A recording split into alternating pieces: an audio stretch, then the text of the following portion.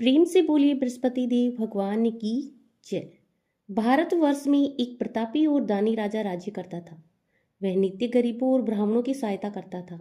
यह बात उसकी रानी को अच्छी नहीं लगती थी। वह न ही गरीबों को दान देने देती थी और न ही भगवान का पूजन करती थी, और राजा को भी दान देने से मना किया करती थी। एक दिन राजा शिकार खेलने वन को गए हुए थे, तो रानी महल में अकेली थी। उसी समय बृहस्पति देव साधु वेश में राजा के महल में भिक्षा लेने के लिए गई और भिक्षा मांगी। रानी ने भिक्षा देने से इनकार किया और कहा, हे साधु महाराज, मैं तो दान पुण्य से तंग आ गई हूँ। मेरा पति सारा धन लुटाते रहते हैं। मेरी इच्छा है कि हमारा सारा धन नष्ट हो जाए, फिर न रहेगा बांस और न बजेगी बांसुरी। साधु ने कहा, हे देवी, तुम तो बड़ी ही विचित्र हो। धन संतान तो सभी चाहते हैं, पुत्र और लक्ष्मी तो पापी के घर भी होने चाहिए। यदि तुम्हारे पास अधिक धन है तो भूखों को भोजन दो, प्यासों के लिए प्याऊ बनवाओ, मुसाफिरों के लिए धर्मशालाएं खुलवाओ। जो निर्धन अपनी कुंवारी कन्याओं का विवाह नहीं कर सकते हैं, उनका विवाह करवा दो। ऐसे और कई काम हैं जिनके करने से तुम्हारा यश लोक परलोक में फैलेगा। परंतु रानी पर उपदेश का कोई प्रभाव न पड़ा। वह बोली, महाराज, आप मुझे कुछ न समझाइए। मैं ऐसा धन नहीं चाहती हूँ जो हर जगह बांटती फिरूं। साधु ने उत्तर दिया, यदि तुम्हारी ऐसी इच्छा है तो तथास्तु। तुम ऐसा करना कि बृहस्पतिवार को घर लीप कर पीली मिट्टी से अपना सिर धोकर स्नान करना और भट्टी चढ़ाकर कपड़े धोना। ऐसा करने से आपका सारा धन नष्ट हो जाएगा। इतना कहकर वह साधु महाराज वहां से आलोप हो गई। साधु के अनुसार कई बातों को पूरा करते हुए रानी को केवल 3 बृहस्पतिवार ही बीते थे कि उसकी समस्त धन संपत्ति नष्ट हो गई। भोजन के लिए राजा का परिवार तरसने लगा। तब एक दिन राजा ने रानी से बोला कि हे रानी, तुम यहीं रहो, मैं दूसरे देश को जाता हूँ, क्योंकि यहाँ पर सभी लोग मुझे जानते हैं, इसलिए मैं कोई छोटा काम नहीं कर सकता। ऐसा कहकर राजा परदेश चला गया। वहां वह जंगल में लकड़ी काट कर लाता और शहर में बेचता। इस तरह वह अपना जीवन व्यतीत करने लगा। इधर राजा के परदेश जाते ही रानी और दासी दुखी रहने लगी। एक बार जब रानी और दासी को 7 दिन तक बिना भोजन के रहना पड़ा, तो रानी ने अपनी दासी से कहा कि हे दासी, पास के ही नगर में मेरी बहन रहती है, वह बड़ी धनवान है, तू उसके पास जा और कुछ ले आ, ताकि थोड़ा बहुत गुजर बसर हो जाए। दासी रानी की बहन के पास गई। उस दिन गुरुवार का दिन था और रानी की बहन उस समय बृहस्पतिवार व्रत की कथा सुन रही थी। दासी ने रानी की बहन को अपने रानी का संदेश दिया, लेकिन रानी की बड़ी बहन ने कोई उत्तर नहीं दिया। जब दासी को रानी की बहन से कोई उत्तर नहीं मिला तो वह बहुत दुखी हुई। उसे क्रोध भी आया। दासी ने वापस आकर रानी की सारी बात बता दी। सुनकर रानी ने अपने भाग्य को कोसा। उधर रानी की बहन ने सोचा कि मेरी बहन की दासी आई थी, परंतु मैं उससे नहीं बोली, इससे वह बहुत दुखी हुई होगी। कथा सुनकर और पूजन समाप्त करके वह अपनी बहन के घर आई और कहने लगी कि हे बहन, मैं बृहस्पतिवार का व्रत कर रही थी और कथा सुन रही थी।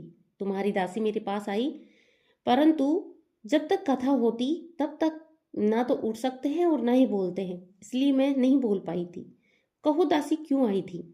रानी बोली, बहन, तुमसे क्या छिपाऊं, हमारे घर में खाने तक को अनाज नहीं था। ऐसा कहते कहते रानी की आंखें भर आई। उसने दासी समेत पिछले 7 दिनों से भूखे रहने तक की बात अपनी बहन को विस्तार पूर्वक सुना दी। रानी की बहन बोली, देखो बहन, भगवान बृहस्पति देव सबकी मनोकामनाएं पूर्ण करते हैं। देखो, शायद तुम्हारे घर में अनाज रखा हो। पहले तो रानी को विश्वास नहीं हुआ, पर बहन के आग्रह करने पर उसने अपनी दासी को अंदर भेजा, तो उसे सचमुच अनाज से भरा एक घड़ा मिल गया। यह देखकर दासी को बड़ी हैरानी हुई। दासी रानी से कहने लगी कि हे रानी, जब हमको भोजन नहीं मिलता तो हम व्रत ही तो करते थे, इसलिए क्यों नहीं इनसे व्रत और कथा की विधि पूछ ली जाए, ताकि हम भी यह व्रत कर सके। तब रानी ने अपनी बहन से बृहस्पतिवार व्रत की बारे में पूछा कि हे बहन, यह किस प्रकार से होता है, इसकी संपूर्ण विधि मुझे बताओ। उसकी बहन ने बताया कि बृहस्पतिवार के व्रत में चने की दाल और मुनक्का से भगवान विष्णु के केले की जड़ में पूजन करें तथा दीपक जलाएं, व्रत कथा सुने और पीला भोजन ही करें। इससे बृहस्पति देव प्रसन्न होते हैं। व्रत और पूजन विधि बताकर रानी की बहन अपने घर लौट गई। 7 दिन के बाद जब गुरुवार आया तो रानी और दासी ने व्रत रखा, घुड़साल में जाकर चना और गुड़ लेकर आई, फिर उससे केले की जड़ तथा भगवान का पूजन किया। अब पीला भोजन कहाँ से आए, इस बात को लेकर दोनों बहुत दुखी थी। चूंकि उन्होंने व्रत रखा था, इसलिए बृहस्पति देव उनसे प्रसन्न थे। इसलिए वो एक साधारण व्यक्ति का रूप धारण कर 2 थालों में सुंदर पीला भोजन दासी को दे गई। भोजन पाकर दासी प्रसन्न हुई, फिर रानी के साथ मिलकर भोजन ग्रहण किया। उसके बाद वे सभी गुरुवार को व्रत और पूजन करने लगी। बृहस्पतिवार भगवान की कृपा से उनके पास फिर से धन संपत्ति आ गई, परंतु रानी फिर से पहले की तरह आलस करने लगी। तब दासी बोली, देखो रानी, तुम पहले भी इस प्रकार आलस किया करती थी। तुम धन रखने के कष्ट होता है तो इस प्रकार सभी धन नष्ट हो गया होगा। जब भगवान बृहस्पति की कृपा से धन मिला है तो तुम फिर से आलस नहीं करो। रानी को समझाते हुए दासी कहती है कि बड़ी मुसीबतों के बाद हमने यह धन पाया है, इसलिए हमें दान पुण्य करना चाहिए, भूखे मनुष्य को भोजन कराना चाहिए और धन को शुभ कार्यों में खर्च करना चाहिए, जिससे तुम्हारे कुल का यश बढ़ेगा, स्वर्ग की प्राप्ति होगी, पितृ प्रसन्न होंगे। दासी की बात मानकर रानी अपना धन शुभ कार्यों में खर्च करने लगी, जिससे पूरे नगर में उनका यश फैलने लगा। बृहस्पतिवार व्रत कथा के बाद साथ के साथ आरती भी करनी चाहिए और प्रसाद को ग्रहण करना चाहिए। एक दिन राजा दुखी होकर जंगल में एक पेड़ के नीचे आसन जमाकर बैठ गया। वह अपनी दशा को याद करके व्याकुल होने लगा। बृहस्पतिवार का दिन था। एकाएक उसने देखा कि निर्जल वन में एक साधु प्रकट हुए। वह साधु वेश में स्वयं बृहस्पति देवता थे। लकड़हारे के सामने आकर बोले कि हे लकड़हारे, इस सुनसान जंगल में तू चिंता मगन क्यों बैठा है। लकड़हारे ने दोनों हाथ जोड़कर प्रणाम किया और उत्तर दिया, महात्मा जी, आप सब कुछ जानते हैं, मैं क्या कहूँ। यह कहकर रोने लगा और साधु को अपनी आत्मकथा सुनाई। महात्मा जी ने कहा, तुम्हारी स्त्री ने बृहस्पति के दिन बृहस्पतिवार भगवान का निरादर किया है, जिसके कारण भगवान रुष्ट होकर उन्होंने तुम्हारी यह दशा कर दी है। तुम चिंता को दूर करके मेरे लिए कहने पर चलो तो तुम सब कष्ट दूर हो जाएंगे और भगवान पहले से अधिक धन संपत्ति देंगे। तुम बृहस्पतिवार के दिन कथा किया करो और व्रत किया करो।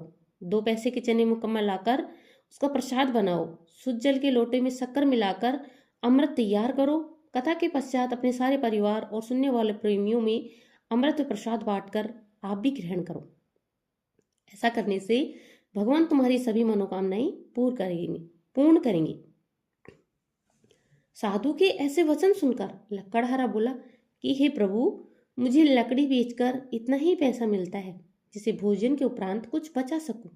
मैंने रात्रि में अपनी स्त्री को व्याकुल देखा है। मेरे पास कुछ भी नहीं जिससे मैं उसकी खबर मंगा सकूं। साधु ने कहा कि हे लकड़हारे, तुम किसी बात की चिंता मत करो। बृहस्पति के दिन तुम रोजाना की तरह लकड़ियां लेकर शहर को जाओ। तुमको रोज से दुगना धन प्राप्त होगा, जिससे तुम भली भांति भोजन कर लोगे तथा बृहस्पति देव की पूजा का सामान भी ले आओगे। इतना कहकर साधु अंतर्ध्यान हो गई। धीरे धीरे समय व्यतीत होने पर फिर वही बृहस्पतिवार का दिन आया। लकड़हारा जंगल में लकड़ी काटकर किसी शहर में बेचने गया। उसे उस दिन और भी अधिक पैसा मिला। राजा ने चना गुड़ आदि लाकर गुरुवार का व्रत किया। उस दिन से उसे सभी कलेश दूर हुए, परंतु जब दोबारा गुरुवार का दिन आया तो बृहस्पतिवार का व्रत करना भूल गया। इस प्रकार बृहस्पति भगवान नाराज हो गए। उस दिन उस नगर के राजा ने विशाल यज्ञ का आयोजन किया तथा शहर में घोषणा कर दी गई कि कोई भी मनुष्य अपने घर में भोजन न बनाए, न ही आग जलाए। समस्त जनता मेरे यहाँ भोजन करने आए। इस आज्ञा को जो मानेगा उसे फांसी की सजा दी जाएगी। इस तरह की घोषणा संपूर्ण नगर में करवा दी गई। राजा की आज्ञा अनुसार शहर के सभी लोग भोजन करने गए, लेकिन लकड़हारा कुछ देर में पहुंचा, इसलिए राजा उसको अपने साथ घर ले गए। ले जाकर भोजन करा रहे थे तो रानी की दृष्टि उस खूंटी पर पड़ी जिस पर उसका हार लटका हुआ था। वह वहां दिखाई नहीं दिया। रानी ने निश्चय किया कि यह मेरा हार इस मनुष्य ने चुराया है। उसी समय सिपाहियों को बुलाकर उसको कारागार में डलवा दिया। जब लकड़हारा कारागार में पड़ गया तो बहुत दुखी होकर विचार करने लगा कि न जाने कौन से पूर्व जन्म के कर्म से मुझे यह दुख प्राप्त हुआ है। उसी साधु को याद करने लगा जो जंगल में मिला था। उसी समय तत्काल बृहस्पति देव साधु के रूप में प्रकट हुए और उसकी दशा को देखकर कहने लगे, अरे मूर्ख, तूने बृहस्पति देव की कथा नहीं करी, इस कारण तुझे दुख प्राप्त हुआ है। अब चिंता मत कर, बृहस्पतिवार के दिन कारागार के दरवाजे पर 4 पैसे पड़े मिलेंगे, उनसे तू बृहस्पति देव की पूजा करना, तेरे सभी कष्ट दूर हो जाएंगे। बृहस्पतिवार के दिन उसे 4 पैसे दरवाजे पर पड़े मिले। लकड़हारे ने कथा कही।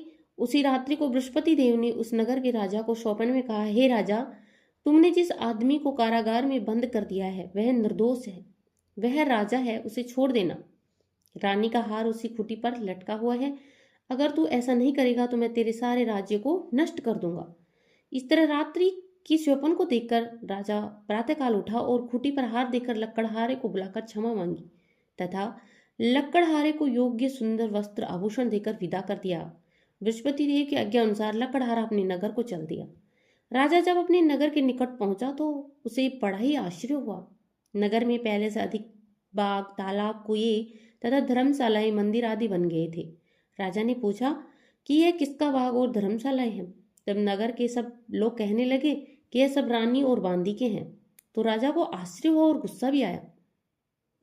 जब रानी ने यह खबर सुनी कि राजा आ रहे हैं तो उन्होंने बांदी से कहा कि हे दासी, देख, राजा हमको इतनी बुरी हालत में छोड़कर गए थे।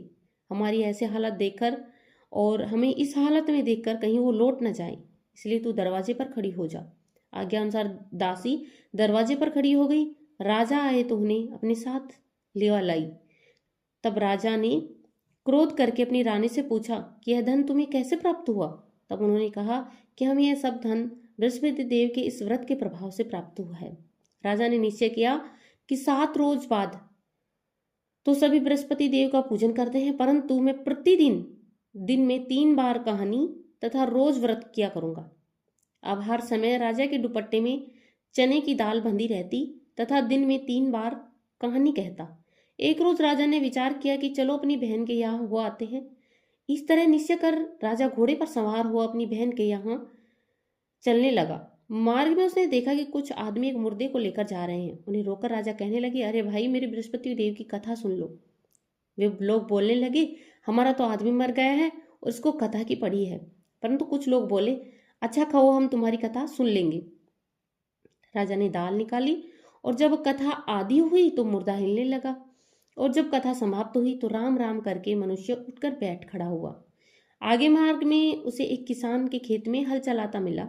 राजा ने उसे देखकर उससे बोला, अरे भाई, तू मेरे बृहस्पतिवार की कथा सुन ले। किसान बोला, जब तक तो मैं तेरी कथा सुनूंगा तब तक 4 हरैया जोत लूंगा, जा अपनी कथा किसी और को सुनाना।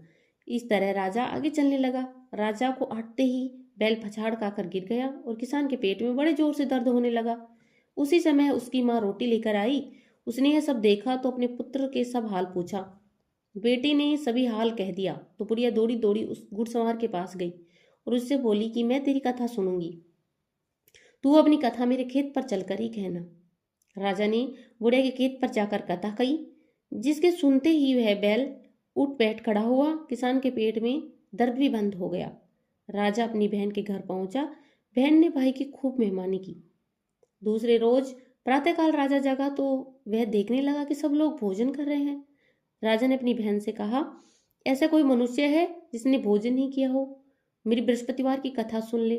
बहन बोली, भैया, यह देश ऐसा ही है, पहले यहाँ लोग भोजन करते हैं, बाद में अन्य काम करते हैं। अगर कोई पड़ोस में हो तो मैं देखाऊं। ऐसा कहकर देखने चली गई, परंतु उसे ऐसा कोई व्यक्ति नहीं मिला जिसने भोजन नहीं किया हो। वह एक कुम्हार के घर गई जिसका लड़का बीमार था। उसे मालूम हुआ कि उसने यहाँ 3 रोज से किसी के भोजन नहीं हुआ है। रानी ने अपने भाई की कथा सुनने के लिए कुम्हार से कहा तो तैयार हो गया। राजा ने जाकर बृहस्पतिवार की कथा कही, जिसको सुनकर उसका लड़का ठीक हो गया। अब तो राजा की प्रशंसा होने लगी थी। एक रोज राजा ने अपनी बहन से कहा कि हे बहन, हम अपने घर जाएंगे, तुम भी तैयार हो जाओ। राजा की बहन ने अपनी सास से कहा। सास ने कहा, हाँ चली जा, परंतु अपने लड़कों को मत लेके जाना, क्योंकि तेरे भाई की कोई औलाद नहीं है। बहन ने अपने भाई से कहा कि हे भैया, मैं तो चलूंगी, लेकिन कोई बालक नहीं जाएगा। राजा बोला, जब कोई बालक ही नहीं चलेगा तो तुम क्या करोगी? बड़े दुखी मन से राजा अपने नगर को लौट आई।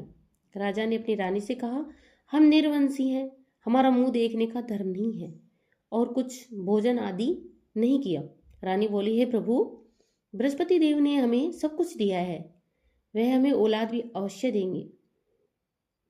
उसी रात को बृहस्पति देव ने राजा के स्वप्न में कहा कि हे राजा, उठ, सभी सोच त्याग दे, तेरी रानी गर्भ से है। राजा की बात सुनकर बड़ी खुशी हुई। 9वें महीने उसके गर्भ से एक सुंदर पुत्र पैदा हुआ। तब राजा बोला कि हे रानी, स्त्री बिना भोजन के रह सकती है, पर बिना कहे नहीं रह सकती। जब मेरी बहन आवे तो तुम उससे कुछ मत कहना। रानी ने सुनकर हाँ कर दिया। जब राजा की बहन ने यह शुभ समाचार सुना तो बहुत खुश हुई और बधाई लेकर अपने भाई के यहाँ आई। तभी रानी ने कहा, घोड़ा चढ़कर तो नहीं आई, गधा चढ़ी आई। राजा की बहन बोली, भाभी, इस प्रकार मैं नहीं कहती तो तुम्हें औलाद कैसे मिलती? बृहस्पति देव ऐसे हैं जैसे जिसके मन में कामनाएं हैं सभी को पूर्ण करते हैं। जो सद्भावना पूर्वक